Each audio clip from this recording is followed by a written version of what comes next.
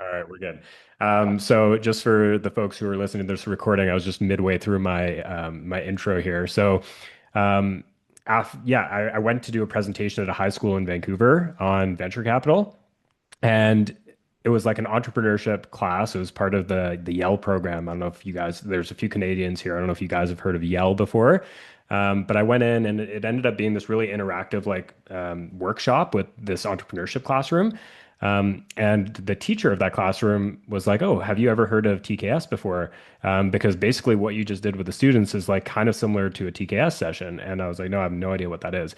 So I kind of Googled what it was after, and I thought it was just really interesting to see a bunch of young students working on the problems that they were solving or trying to solve, the TKS kids were solving. And looked into it more and I noticed that there was a job opening in Calgary. So I ended up moving from Vancouver to Calgary just to do this job. And then now I'm also starting a skincare brand. So I'm still kind of tapped into the building side of things too. And yeah, I'm launching my first skincare product this summer called Nude Melon. So looking forward to that. Awesome, Azar. And yeah, really looking towards that skincare brand. I remember you mentioned it's for like the pain point for both people. Yeah, I don't And think anyone here is my target audience based on the look of the room here. But maybe your parents, maybe your dad or your grandpa could be. yeah, but definitely we'll check it out later. And yeah, Ben, you want to give a quick intro of yourself? Yeah, my name's Ben Lee. I'm from Louisville, Kentucky, Paris, Kentucky, just all around Kentucky. I'm one of two co-founders of LockedIn. I'm joined here by Jan Singh. He's my other co-founder, and I think the real thing that we built LockedIn on was just trying to provide opportunities to high school students, and I think that's something that I've been super passionate about across my entire journey. I'm the founder of a tutoring business called Kentucky Tutor. And what we do at Kentucky Tutor is a little outside of the norm. So, as I come from a low income background, I think one of the biggest things I saw just in education is like the difference in opportunities provided. So, I mean, I could not afford ACT, SAT tutoring because I mean, that goes for hundreds of dollars here, thousands of dollars even. And so when I started Kentucky Tutor, I knew I wanted to provide that opportunity to students like myself who couldn't afford that. So I offer free tutoring to those students, and I've been able to, help students get into Yale, UPenn, Notre Dame, like all these top schools, although they couldn't even afford the tutoring. And I'm really proud to say that we have these students going to those schools. But some things I just like to do in my free time. Big basketball guy. I love to watch sports. I'm a huge Miami Dolphins fan. And I just like to do things like this, meet people, talk to people, and just, try and make some good in the world. So that's a little bit about myself. Yeah, awesome, Ben. So yeah, we can just get straight into the question session. So Azar, let's give you the first one of the day. And it's like you told us you spent some time in VC, and how do you think like young founders can do a better job at pitching their business and raise funding?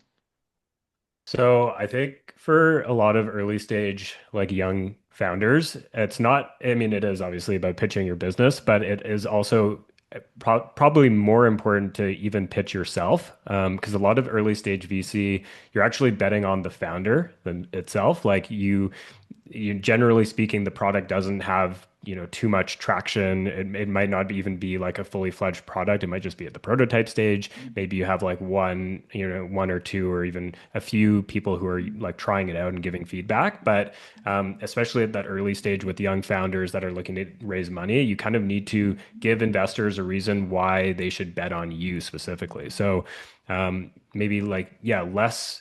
I mean, obviously tell them about what your company is and what you're building, but also don't leave out important information about yourself as the founder and like what your backstory is and all that kind of stuff, because all those qualitative stuff ends up being really, really important.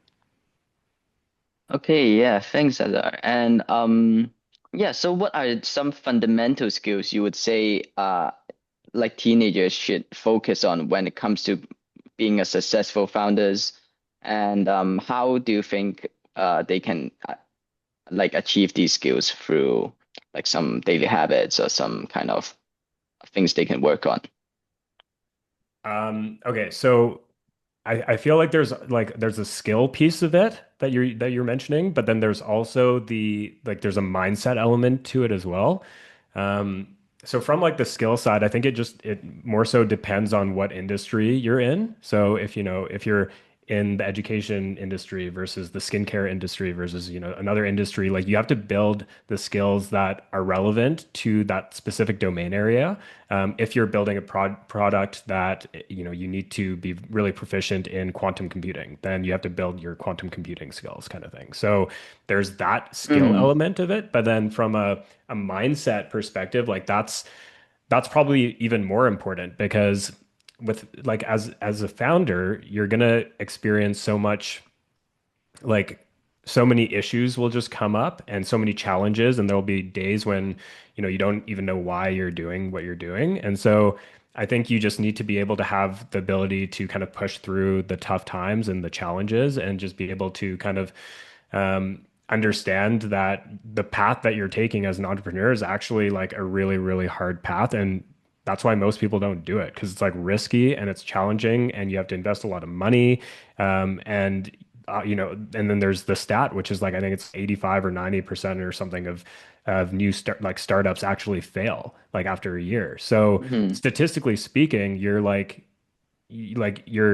fighting the odds like right from the get-go. Like you don't have a good chance of actually being a successful entrepreneur. So that's the mental side of things. Like you have to fight through and the constant battle, like just to like keep pushing through when things get tough. So there's the skill side, but then there's also the mental stuff that you need to build as well, the resiliency. Yeah. Definitely. So one of the key things would definitely be consistency and kind of that pushing for the extra mile all that time. Recently heard a podcast from Brad Jacobs, and he's mentioning how you want to keep yourself in the state that you're hospitalized, but you're not burnt out yet. And that's what distinguished him from a lot of founders. So yeah, definitely we'll take that in, Azar. And I have one question for Ben. So we know that you have a lot of academics and you had some quite a very good success in academics. But at the same time, you're managing a lot of different projects like Kentucky Tutors, you're doing like locked in. So would love to know how you manage your time normally. Okay. So yeah, like you said, I do a lot of academically, and I think for me that always comes first, right? So I have to get through my school studies. I have to, I got an exam, then I got to do my exam, right? If I have an essay due, I have to write the essay before I, do anything with LockedIn, before I do anything with Kentucky Tutor, before I write a post on my LinkedIn, I have to get my schoolwork done first. Because I think having a certain set of priorities can really guide the way that you live your life, right? So if you pick what you want to do before everything else, you'll know that at least you'll get that kind of stuff done. And so for me, that's my academics, and for others, that might be their business, right? Their business comes first, maybe before their academics, maybe before their sports. But in my eyes, I want to be academically strong. I want to be well educated. I think that'll open up a lot of pathways for me in the future, and so that's what I prioritize.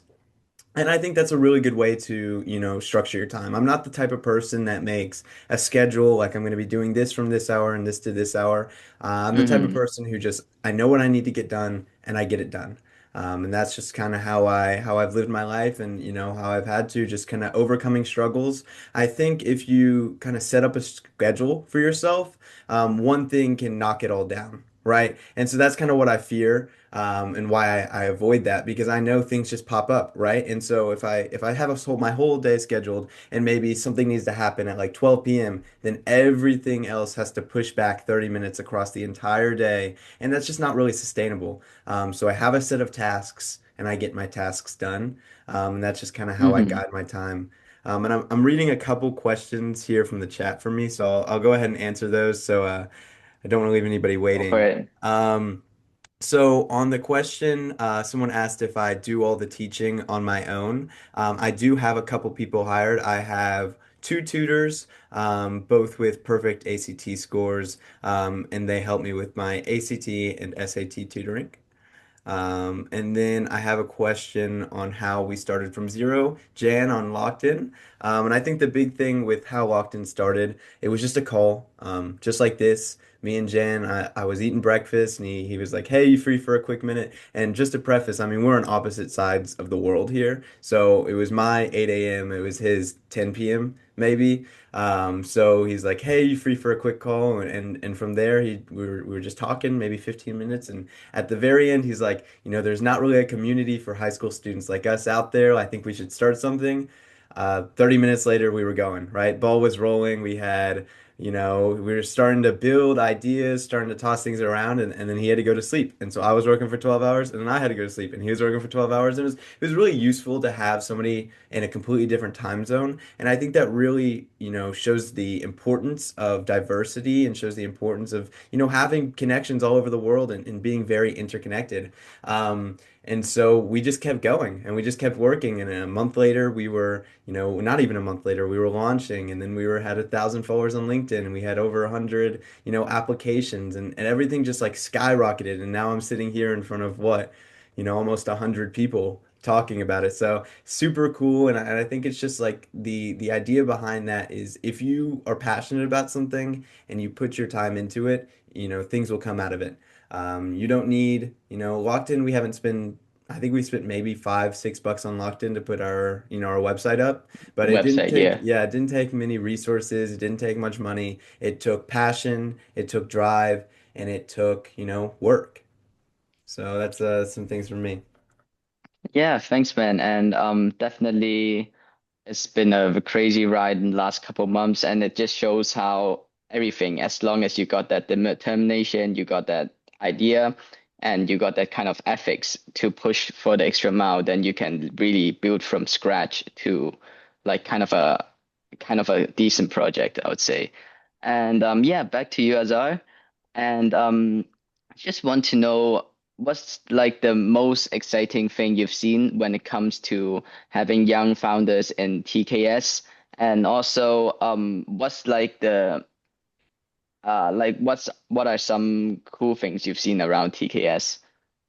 Yeah, there's a lot. I mean, we have two TKS students in the room right now who are building some cool things. Maybe we'll get them up to share what they're doing. But I mean, from my experience, I've been here for 2 years. Last year, like we had a few students that went on to start their own companies. So one of them is, and I talk about these two all the time, but Isabella and Sophia, they started this company called Clot Guard. They're 15 and 16 years old. Actually, at the time of TKS, they were 14 and 15 years old. And we have this thing that we do during TKS, which is actually coming up this year. It's called our Moonshot Challenge, where students are kind of forced to come up with a company in a matter of a month, and they're supposed to like think big and try to come up with solutions that don't necessarily exist today to big problems that there are in the world. And in like during this like 4 week period where students are building these companies, it's a really exciting time because they've never done something like this before. They've never had to like, build a website for their own like company. They've never had to like pitch. The end of the month presentation is like where they're actually pitching to a group of like VC type of people. And so they've never typically done that before. They've never had to like put together one pagers and articles on like how their problem solves a specific solution. And so for the kids who take it seriously, this usually ends up being one of the favorite times of the year at TKS. And Mm. a lot of the alumni that have gone through this program who currently are founders and have been building their companies, a lot of those projects had come out of this moonshot event or like a month that we do at TKS. So Isabel and Sophia, they were working on providing they had a device where it would release freeze-dried platelets to the site of a wound. So say you were like bleeding, it would like send these freeze-dried platelets to the wound site area and it would like clot Oh the spot. wow. Yeah, but like it's still like a very early stage innovation. So there's still a lot of testing and stuff that they have to do, but they kind of like put together a prototype and they did a bunch of research into the science of all of that kind of stuff. And now a month ago they just raised their first $5,000. So it's not a lot of money, but at least I mean, they're 15 years old as well. So they were able to That's get awesome. something Yeah. to kind of put towards the work that they're building. And then they also have been going around and doing like pitch competitions and have been winning like $250 and $750 here and there. So it's like starting to pile up a little bit, and they're able to now like go in and do more testing on their prototypes and actually start to build this out a little bit. And they've Hmm. what they've done a really good job in is in leveraging their connections that they've built over the past year and a bit after doing TKS. So they've Yep. been working with Microsoft, and Microsoft has been kind of helping them with their prototype as well and 3D printing it and how they should even go about doing it. And so when you have people that or like companies that are credible people or companies that are kind of backing you and giving you tips and advice on how to go about building things. That also helps when you are looking for funding. So going back to your other question of how people can stand out when they're looking for funding, it also involves having some level of like credibility to your idea. Hmm. And so, yeah, just the fact that they're able to kind of like name drop Microsoft or name drop certain individuals that are kind of working in similar industries to them that have some level of experience is like also a big plus for them. But Yep. yeah, like those two are doing working on really exciting stuff. It's not just them. Like we have like Laksh was in my program last year. He was building a VR solution for the aerospace kind of sector, and he was able to go down and speak in LA to a conference. It was called AWE. It's like one of the largest AR VR conferences that exists. Harini was really interested in space tech, and now she's doing an internship in Calgary.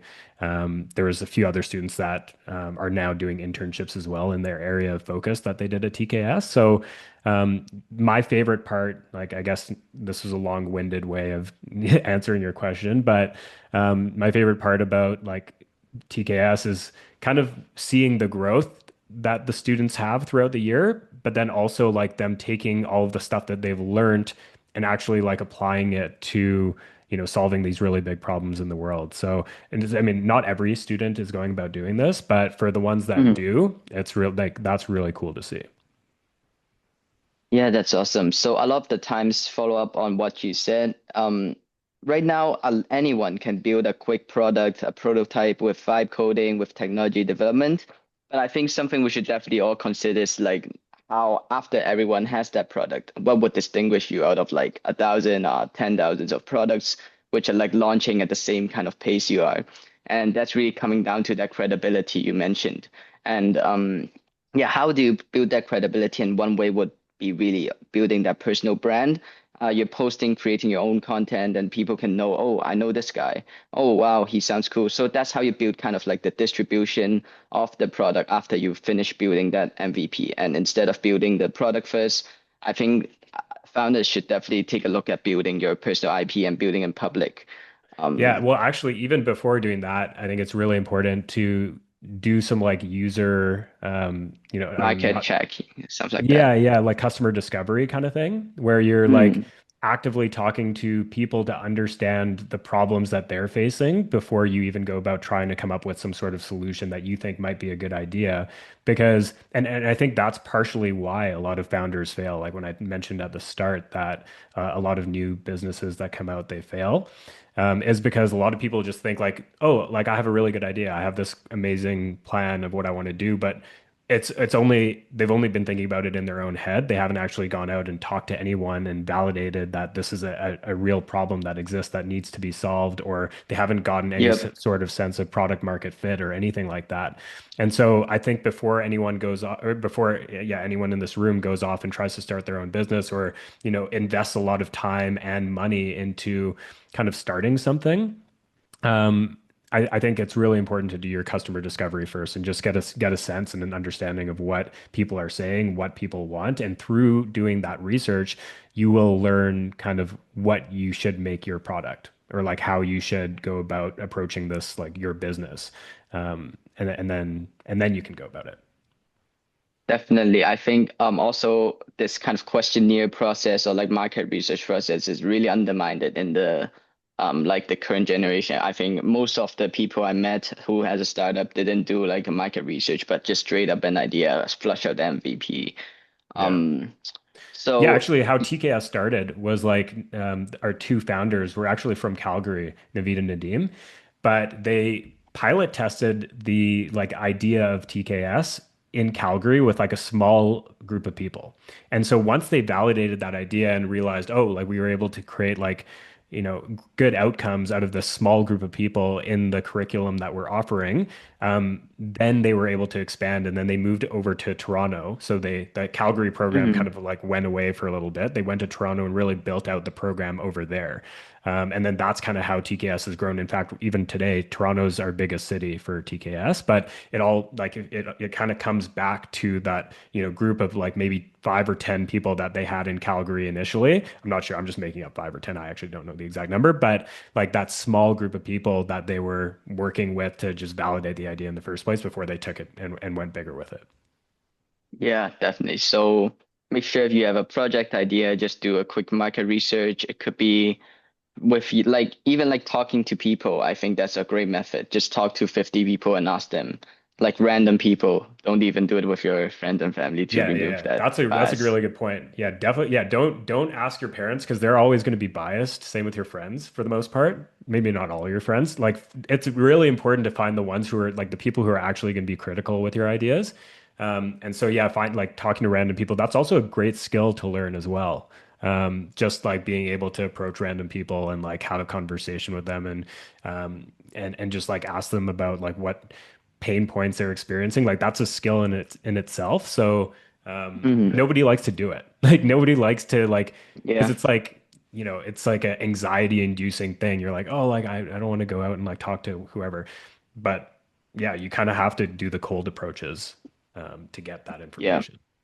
Yeah. Definitely. So, yeah, my next question for both of you would be how, like, in this kind of rapidly developing AI generation, where you get like a new product from Anthropic every single day, how would, if you guys are currently utilizing AI and how you're integrating into your workflow, and if there's any suggestions for young builders who are looking to build their own project to better capitalize and leverage their workflow, with AI. Yeah, Ben, I'll you go want to ahead. So, go? I'll kick this one off. So I personally, I'm not a big AI user. I don't really incorporate into my workflow, especially as I'm primarily a student. You know what I mean? So I do most of my work on my own, with a certain level of academic honesty there. But I do think it's important to stay knowledgeable about everything as it comes out. So although I don't use I make sure I'm doing my research so I know what is available and what other people might be using because I don't want to be, the person who gets lost in this crazy like big like resurgence or surge of AI technology and just not know what's going on. So I think there's a certain level of even if you're not using AI right now, make sure that you understand how it is being used and what is coming out. Because maybe down the line you'll want to and you won't know how, just because you weren't staying on top of it. definitely. And yeah, just a bit of context. Ben is one, like a lot of the times when I use AI, I would say AI gives you that 0 to 80 marks. But if you're hitting, trying to hit the 80 to 100 top band marks, you need like a human, kind of like a personalized thing. So Ben is just built different. So yeah, just props on him. And yeah, Azar, I'd love to hear what you think. Yeah, I mean, I'm definitely trying to integrate AI into my workflows. For TKS, like even like our director team actually just met up last week to try to figure out, okay, how can we build like AI, like using Claude or just like vibe coding tools, that simple tools. What can we create to just like help make our day to day a bit more efficient? And so all of us as director teams kind of came up with different ideas and have already started to implement that in like on our own back end kind of thing. We also developed a like a tool that students can use to kind of help them along their focus work. We call it focus work in TKS. Essentially, that's just like, the student picks a certain area that they want to work within, whether it's like quantum or AI or gene editing or whatever it is. And then they try to become an expert in that field. And so like there's multiple steps that happen throughout that process. And we created this AI tool that students can use and they can go and talk to it. It's kind of like it's integrated, I think, with ChatGPT or something, but it's like our own custom tool that Naveed built for our TKS students. But yeah, we just implemented that, I think it was a week ago. And then even with Nude Melon, like it's a skincare brand that I'm launching, but even in something that's like not technology really related at all, I've been using tons of AI. I actually call like ChatGPT and Claude my like co-founders because they've done so much in terms of just like helping me build to where I'm at today, even in terms of just like image generation. Like I was going to do a photo shoot for my brand to get photos on my website and everything like that. And the photos that ChatGPT was able to come up with, like and generate, was better than any photo I could have actually thought to make myself, like by going and like actually bringing in like models and like shooting actual photos and paying a photographer. It would have costed like a few $1,000s to do something like that. But yeah, it's done an amazing job. Even like right now, I'm launching a Shopify page and our Shopify site, and the whole thing has been I've been custom coding it just by vibe coding on Claude and ChatGPT. So all of that, and then there's so much more. Just like even like from a research standpoint, from a labeling standpoint, that's another thing. Just like knowing, like I'm not a cosmetic person, so I'm also just learning all of this on the spot, but. Like there's so many rules with like what needs to go on a label of your bottle. So ChatGPT and Claude have been like my best friends over the last couple months for Nude Melon. But yeah, I've been using it a lot. Yeah, definitely. And I think it's kind of inevitable to use AI if you're a founder in this stage because it just leverages a lot of that workflow. And a key tip for like my principles of using AI is like I need to know how this works. I can execute it on my own, but AI is just here to speed up that process. So for example, I know how this works, but I just need some like I just want to do it quicker, so AI can help me with that. So you know how you like instead of just doing things that you don't even know what's happening. So Yeah, and that's a Mhm. really good and point, Jen. Because if you think about it, like everybody learns how to do basic math. You know, we learn how to do addition, we learn how to do subtraction, we learn how to do multiplication, and yet we still have calculators that can do it all for us. So the purpose of learning that is so we actually know what we're doing when you use the calculator. And it's the same approach with AI, you know, you don't want it to do things that you don't even know how to do, because if it makes a mistake, you won't be able to catch it, right? So if AI is writing an essay for you, you need to know the fundamentals on how to write an essay, right? Or if AI is, you know, solving some complex problem, it should be speeding up your process, but a process that you could have done had you wanted to. But you also think about just jobs that have gone away over time because of technological advancements. Like, I don't know how to do a linear regression in Excel, right? I know how to do it in Excel, but I don't know how to do it myself, right? So there's kind of like two approaches to that because AI can make something faster for everybody to the point where it just stops getting taught. Or just technology can do that in general. So, you know, it's important to know how to do things, but some things it's some things it's just, it takes such a long amount of time or so much memory where it's just easier to automate it. definitely. And yeah, I think we got a few questions, so maybe we can just clear them up. I saw a few questions popping just now. As a student with limited budget, who are the best? Is it what? Okay, it just blocked. What are the best free tools or platforms to build a scrappy prototype? Yeah, I think it's probably five coding, right? Just some Claude Code, GBT. So it will build like kind of a website, and you just put all that code into Cursor, and it'll flush something out, and they get a nice domain and kind of that scrappy prototype. And also I saw a question about like you're a poor high schooler student with you want to start something big. I believe that we're in some of the best eras for like free resource and free all that free materials available for you online. And a lot of the times you can find whatever topic you want to learn. There's free Coursera course, free EDX courses. You got YouTube videos, you got Instagram pages. So this is like one of the biggest benefits we get, and how you can kind of like one thing very important is like there's a rapidly developing like kind of an era right now. Everything is new, everything is developed just right on the spot, like for example today. So what you really want to do if you're just starting is to learn and just stay updated to the news and what's happening in the world. Because even if this, like for example, today there's cloud code launch, everyone is in the new, like a new, for example, race. That's like the finishing line. This is like the starting point. Everything is starting at the same point, so you're never behind because everything just new. And just start working for 3 months, and you're already on track with everyone else. So yeah. You guys want to take some of the questions? Yeah, I see one in the chat. It says, knowing that we're teenagers, what is the best method to, get a foot ahead in this business, right? And I think it's important to understand that you Oh are yeah, a sometimes teenager. Ben's what? So, what'd you say? Wait, Ben, you just cut it off. Oh, my bad. Can you hear me? Oh, all good. Yep. Okay, my bad. It's important to know that we are teenagers, like building things, right? So we have to understand that we don't have too much experience.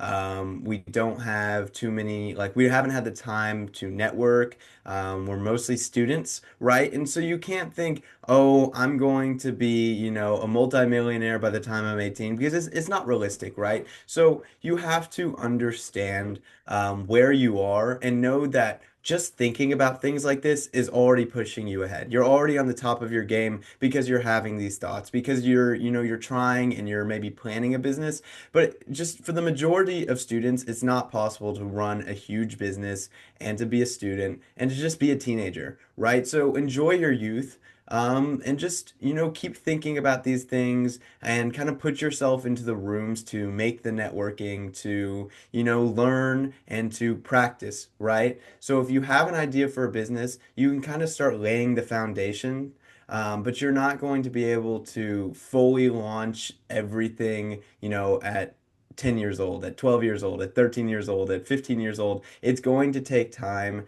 It's going to take experience.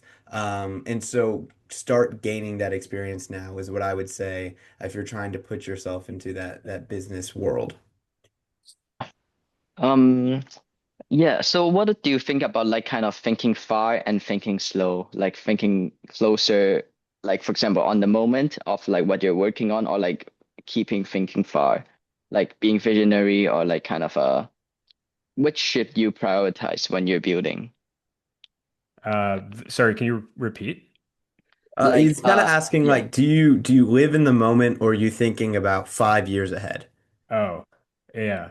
Um, I think yeah, I think it's actually important to think a little bit ahead in advance, but you can't like let it like overtake you because like you have to also stay very present and in the moment because otherwise you're just going to get lost in the thought process of like what's going to happen 5 years from now. So there's an out I would say maybe like 95% you're thinking of the present, what you need to do like, right now. And then like, but you Mm-hmm. should also be aware of like what the end goal is. And so like, even when you start your business, whatever industry it is in, you should probably even think about what your exit strategy is going to be and like kind of what you want to achieve at the end of the day, because that will kind of like allow you to align your current term goals to whatever that end goal is. And the way you approach your business will vary and it'll be different if your plan is to like exit in a few years versus if you're planning on,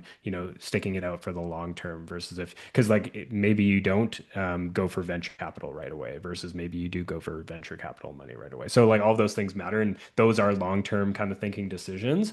Um, but yeah, I'd say most of the time you're like you have like you mentioned, there's these milestones that you need to hit. And so it's like, okay, like how do we go about doing that right now? What do I have to do right now to get that to get that going? So yeah. Mm-hmm.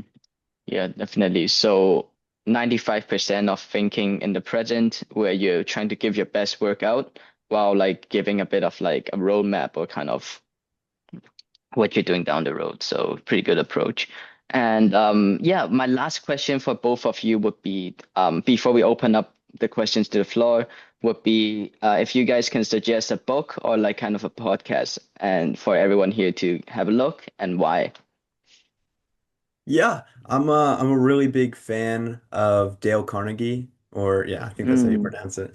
I yeah. really like his public speaking for success. I think it incorporates skills that are useful in, all environments. I think public speaking is something that everybody needs to know how to do, or just speaking in general. So you kind of learn how to do that, but you also learn the importance of memory, how to memorize someone's name, right? And I think that's something that everybody can use in their day-to-day life because it's just a way to have a better first impression, right? So I would really recommend that book just to improve your conversation skills, to, make yourself a better communicator and make your network stronger.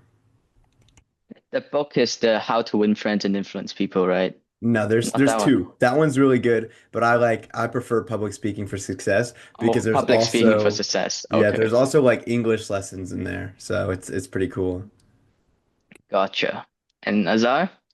Yeah, I'm currently listening to How to Think Like a Monk. It's an audiobook. Well, I mean, they also have a regular book, but it's called How to Think Like a Monk by Jay Shetty. And yeah, it's awesome. Like I love it. I actually don't read too many books, Okay. but I really love this one.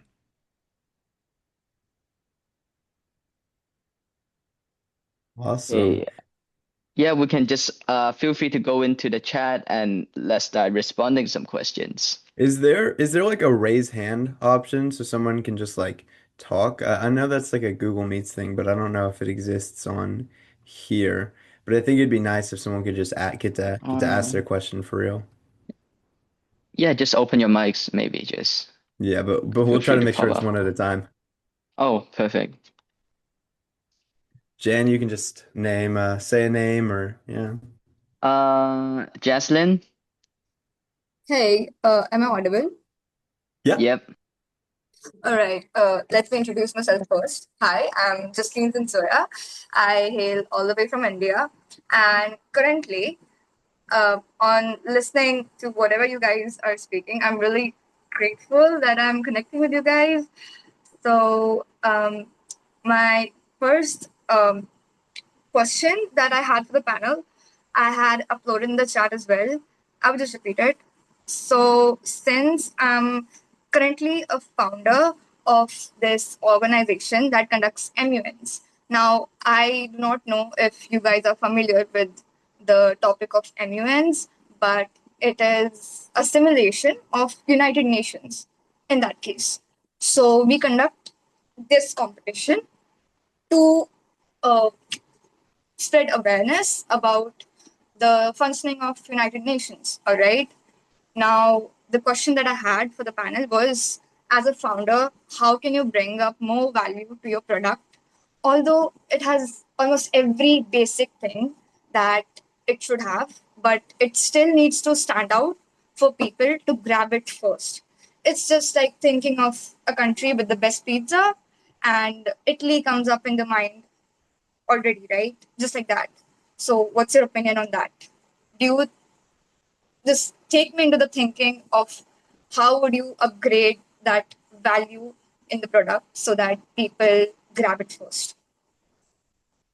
So what I'm kind of picking up is you're asking about how to market through being like very high quality, right? So how to bring value to both your business and to the consumer. Yes, not high quality. I mean, obviously, we need high quality, right? What I mean is how it should stand out from every other product that might be in the market, right? That's what I want. Yes. Yeah, I mean that's a really good question. I think on the marketing side of things, how to stand out is to be human, right? And I think we see that a lot with different marketing campaigns nowadays, where we just try. I mean, now we have like social media managers that are just regular people doing like regular TikTok trends with the label of like Kit Kat or with the label of Duolingo. And we're just being regular people, and it's helping you stand out as a brand. But to stand out as a product, I think it does come down to a lot of quality. Like you think of Italy for having the best pizza. Obviously, that's just tradition, right? They've had it for the longest. But it's also they just actually have the best pizza. So I mean, you have to if you want to be known as the best, you have to put the work into actually try and be the best. Um, And that doesn't mean exactly trying to outcompete your competitors. Focus on yourself, focus on bettering your business, or just in your day-to-day life, focus on bettering different aspects of yourself to make sure that, you're putting your best foot forward in all aspects of life and in your business too.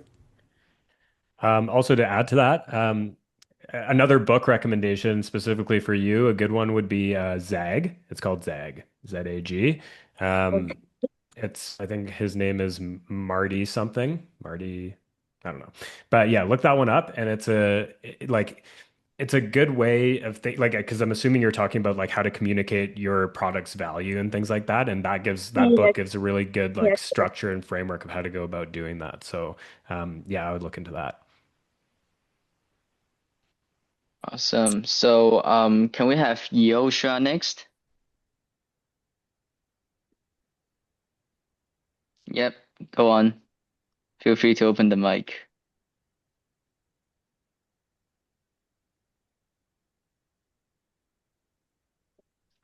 Finally, I was trying to put on the mic, and for some strange reason, my phone went like, "Nah, I'm not going to work anymore," and was like the funniest thing ever. Well, I was going to ask one question. Um, how do you make a business from zero in a place like my country? I live in Venezuela, and here we have like a big problem with the money and stuff. We can have like, imagine the value of the dollar change like every 3 seconds or stuff like that. How do you make an investment if you don't get if you don't have like an account, like a bank account to save your money and stuff? Yeah, Yeah. that's Oh, a good question. Oh, sorry, Azar. there you I'll go. pass it on real quick. But I would say, and I don't wanna sound like I'm coming at this from the wrong angle. But if you're trying to start a business and you have an idea in your mind, that's not zero, right? You already have something, right? But now you have to, build some actuality, right? You need the resources. So it might mean, working a job, like working in the labor force and getting the resources you need to put, into your business. Or it might mean working on your communication skills and reaching out to investors and fleshing out that idea so you have something to present to them. But I don't know if it's right to say that you can, make a business from zero because businesses take resources. They have costs. There's a lot that goes into a successful business. And so you can start with an idea, but if you have absolutely no resources, it means that you just have to go get them, right? And so I don't know if it is zero to say that, once you have that idea and you have that passion, because I think with that, you can get the resources you need. But I'll let Azar, continue that thought. Well, I have the resources like I already know how to program and stuff. I've been programming for like the past 3 years or so, and because with a computer that is so funny. It's like a computer that's literally the screen is like half alive. I don't know how to explain it. Well, I have the resources, but the problem is that I don't know how to say it like normally. Oh, So wait, I'm kind of broke. yeah. So, but your product is a digital product, right? Is what you're saying? Oh, my Not. product is like It's a software this. you said, right? It's a software. It's like a copy of Uber, so you can imagine where Yeah. people can say, So that makes it easier from a cost standpoint because if you are able to build something that you could sell online, I think because it's not a physical thing that you have that you're doing, and so like it's probably a lot easier to try to market it and get people to start using it. If it's a digital product, like if you're like, I don't know, do you use social media or like, I mean, going back to what Ben was talking about, like I think you just have to be a bit resourceful and like figure out, okay, like how do I, go about trying to get money? And if you can't spend on marketing dollars or whatever, that's fine. But it's like, okay, then maybe are you going to go out and start DMing a bunch of people on LinkedIn who like might be in your target audience that "Wait, that just wanted to thank you a lot. I never think of that. I never, I never freaking think of that. And now you told me that, and now I'm like, wow." Like Okay, that's good. I never think of that, bro. Like seriously, thanks a lot, a lot. You're welcome. Awesome. But yeah, guys. So right now we got 10 minutes left, and I think we got a quick slideshow from TKS Slides. So Azar, feel free to go present it, and everyone else feel free to like just drop your questions in the chat, and Can we'll I, just be hello? Can I speak? Yeah, you can have one yes. question. One question. Let's just Okay, have one thank more you. question. Yep. Okay, thank you. My question is how do you make meaningful progress on a complex system field idea? Like this idea is supposed to be in like field deployment when your environment doesn't support building yet. Like right now I'm operating within constraints. So like should I just reach out to professionals and hope for the best? Or like I just do something else because I've been documenting logs, but as of late I just feel like it's not enough to just do passive build, especially when I'm self-researching. What are you building? What are you doing? Okay. It's sort of like it's what I call HMI right now because right now in the field of HMI we have human computer interaction, human machine interaction where you can have human and machines like just meeting each other and I'm trying to find a way to like extend human perception into high level field areas like mine agriculture through machines instead of just the human going in. Like I don't know how to explain it more definitively right now. Okay, and But you yeah, uh, sorry, what? my problem is just that I'm trying to reach out to professionals right now, but like I've just been reaching out and I've not been getting anything. So like Hmm. I'm trying to see if I should just continue or try and find something else. No, I think you could continue, but maybe it's like, have you tried changing your message, or have you just been sending the same message out that it hasn't been working? Or have you like adapted it a little bit, or like what does that message look like? Because I think that if you structure your message properly and you say the right stuff, like yeah, like you're not going to get 100% response rate for sure. Yeah, for sure. But I think if you like, yeah, maybe if you want, you can send me a message after or something with your email. I'm just curious to see like, I tried that before. You didn't respond. oh, Yeah. okay. Send me an email again and maybe I'll respond. Maybe. Oh, there you go. Maybe you just didn't have a good subject line. Maybe that's the Okay. problem. And Okay. So, Okay. and so on maybe, that, I just want to say this is a good example. Putting yourself into rooms like this, building the connections like this. You spoke, and now you have a better chance of getting that response back. And you'll get some Okay. real feedback. But yeah, Okay. okay, I'm going to share my Thank screen you. here. Sure. But yeah, Leora and Tommy, feel free to drop your questions down, and we'll be answering them in the chat. So I have a question about like the TKS program and what are like the common outcomes? Like what happens to the TKS students after like they're done with the program? Yeah. I mean, it depends. Like, so if they want to go down like the more technology route, then maybe they'll go and try to get internships at technology-based companies. If they're more the science-based route, maybe they'll try go working in a lab.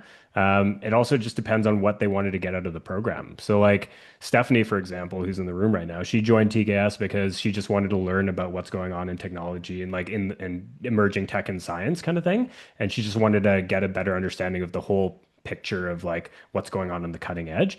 But her goal when she came in wasn't necessarily like she wanted to get an internship, right? So it like as long as you kind of define what you want, it allows us as coaches who are working with you to kind of plan for whatever that outcome is that you're looking for. So it depends, but a lot of the alumni have gone off and have like the typical path I would say of a TCAS student is to start doing an internship. Like a lot of kids come in and do the program and then go and try to get a job immediately after. Whether that's paid or unpaid, it varies. But we're trying to get students to a point where they really understand a topic like really well, and they're building projects like throughout the whole course of the year, and they're using those projects to gain this like depth of understanding of their topic area, and then they can use and leverage those projects to get whatever opportunity is that they're looking for. So whether that's the internship or the lab or university or whatever the thing is, like that's kind of that's kind of typically what TKS students do. Okay, so on the screen here is I'm just about to start our little TKS talk here. I'm going to share the link in case anyone wants to take a look and potentially even apply for the program. So that link is in the chat.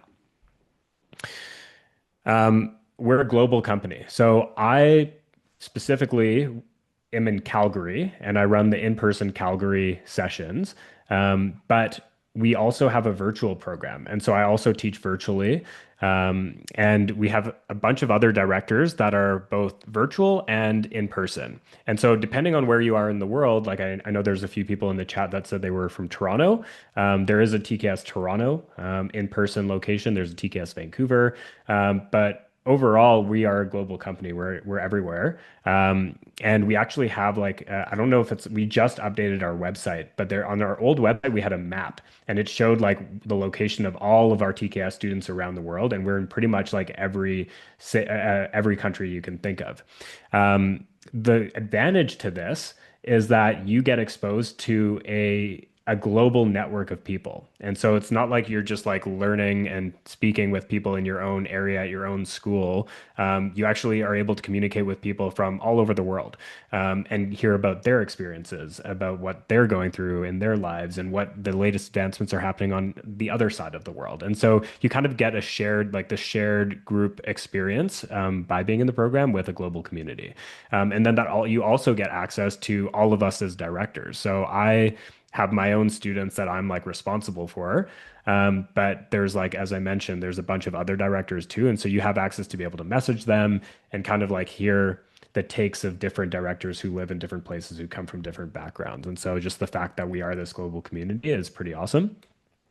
The process that we do at TKS is it's called the focus process. It starts off by just having the students explore kind of what's happening on the cutting edge right now. So we'll kind of expose you to different technologies, different scientific advancements, and then it's kind of up to you to decide, okay, like which area do I want to really focus in on? And maybe it's not a technology that you focus in on, maybe it's just a problem that you really want to solve.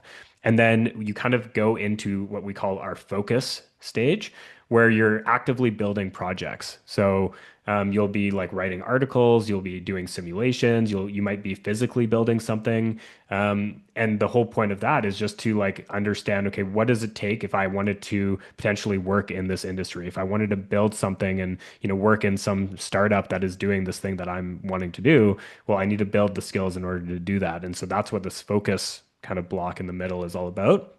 And then at the end, we get you to try to come up with something a little bit unique and new. So it doesn't need to be like $1 billion idea kind of thing. Like a lot of students come in thinking they need to come up with some crazy, amazing idea that nobody's ever thought of before, but that's not necessarily the case.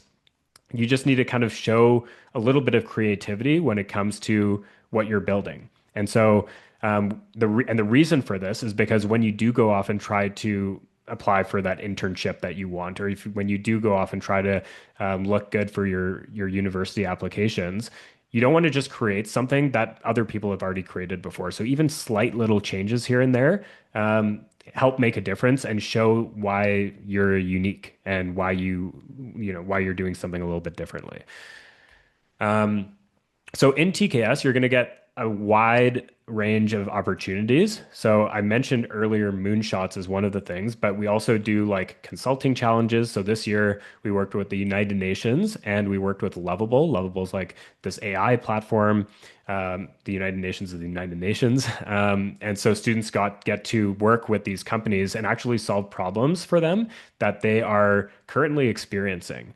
So for the UN, for example, cattle movement is a huge issue in South Sudan specifically, because when the cattle are moving, they kind of get into like different tribes kind of like cross paths and then like they fight and then people die.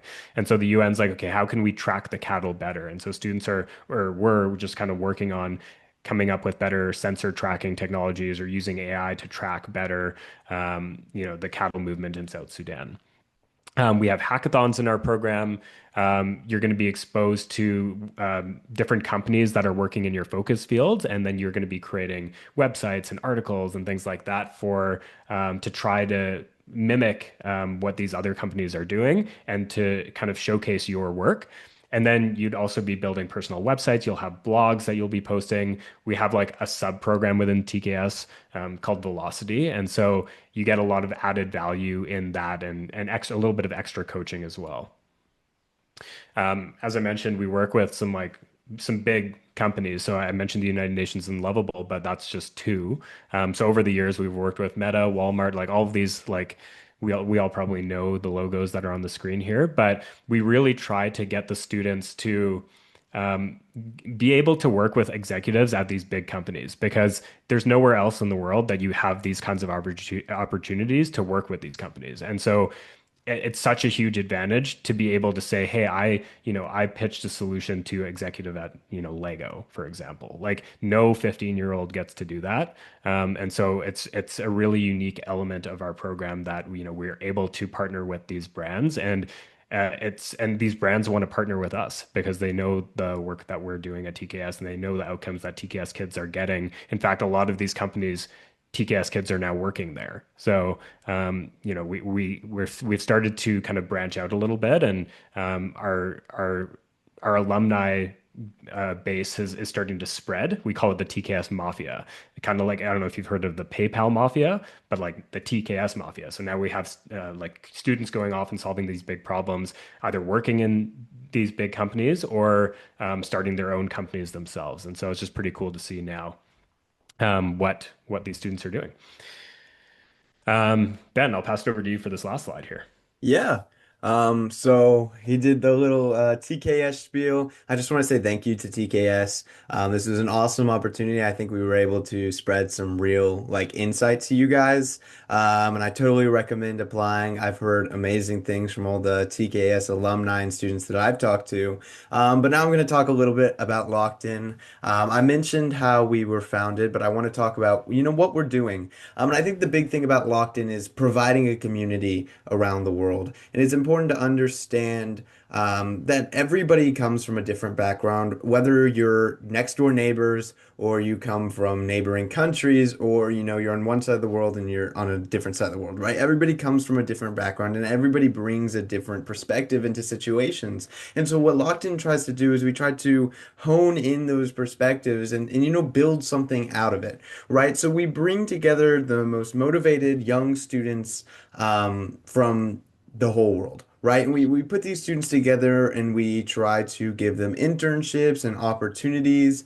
We're partnered with brands like TKS, but we're also partnered with research organizations like the National Student Research NSRI and then Syntheca. Synthetica, So yeah. yeah, so that we can provide opportunities to our people.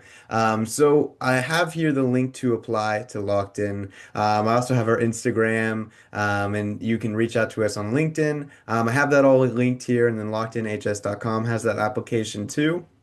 And just to break down some of the things that you would see if you did join Locked In, there's always some kind of discussion going on in our main chat. I've seen things ranging from quantum physics, which is a little out of my grade, to just, what belongs on a pizza. Does pineapple belong on pizza? And I think that's what it is. I mean, we're teenagers, we're friends, right? We really just become friends in that environment. And then we have the access to exclusive internships, and it's just a community of students that are going on to do great things. We have future Ivy Leaguers, we have people working at YCs, we have current founders and student researchers. Everybody is already doing something, or we know is going to be doing something amazing. So I highly recommend applying if you're a high school student. If you're not a high school student, sadly, you will not be able to apply right now. We are opening for college students in the summer, but this current, like as locked in is as it is right now, is strictly for high school students. But yeah, that's all I have from my side, and I mean, I want to thank everyone for coming out here. I'm sure Azar is gonna, echo the things that I'm saying right now. But I had a great time speaking to you guys. I had a great time reading your questions and answering to some of them. My inbox is always open. You can find me on LinkedIn, just Bin Lee, right? Locked In's inbox is always open. You find us there too. And we love, being able to interact with the community. I love being able to interact with the community. So just, I know everybody here is passionate about something. Everybody here is motivated about something. So just keep up the great work and, keep putting yourself into rooms like this. And yeah, would love to just extend like appreciation to TKS and Azar for like just reaching out and also like helping us to host this session. So really appreciate that. And most of all, like just thank you everyone who made it despite the different time zones. Some of you guys are like at 4 a.m., some of you guys are at 6 a.m. Really appreciate for everyone who joined despite the time barrier. But yeah, Azar, let's take a picture before we end the session, or if you have anything to add. Sure. Yeah, go for it. Yeah, I mean, thank you guys for being here today. Really enjoyed hanging out with you guys, and yeah, let's take the picture. Okay. Should we have the screen sharing or just everyone? Oh, now people put on their cameras. Wow. Oh Come yeah. on, So guys. yeah, everyone, if you guys can just open your cams and we'll just take a final group picture and thank you. Okay, we'll do it in like Okay, this I've just learned something today. For whenever I want people to put their cameras on, I'm going to say we're going to take a photo, and then everyone's going to have their cameras on. yeah, we should do that low key. But okay, feel free to take some screenshots on your own like side and then you can do like a small post on LinkedIn to just kickstart your like kind of posting journey and but yeah, ready everyone? Okay, 3, 2, 1. Okay. Perfect. So, yeah, hope everyone like you guys have took something away from this session. And last remarks, anyone? Ben, as Yeah, let Azar finish up. Anything you want to say? I mean, no, I just no, just thanks for coming. All right. Okay. Bye, everybody. Okay, see you guys. have a nice one. Thank Bye. you.